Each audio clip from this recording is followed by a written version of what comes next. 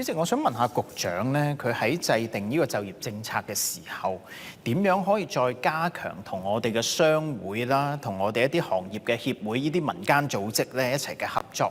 構建一個咧即係更加高效率嘅就業資訊嘅共用嘅平台，更加好咁去對接我哋企業勞工嘅需求啦，同埋求職人士佢自己本身嘅技能。降低而家咧，我哋喺就業資訊上面咧出現一啲嘅唔對稱而引致嘅一啲失業風險，同埋咧係提高整體嘅就業市場嘅配對率咧。議員其實陳議員提得好好嘅，因為個思路咧都同我哋政府一向嘅做嘅思路咧都係一致嘅，就係亦都唔可以淨係靠政府嘅資源嘅。我哋喺一路無論勞工處啦，或者係勞福局咧，喺推動就業發展方面咧，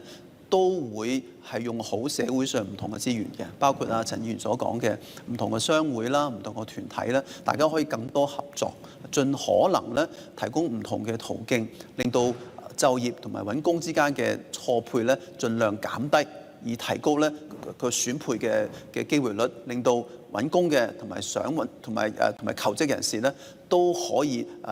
做一個好嘅配搭咧，令到我哋嘅就業市場咧更高效啊！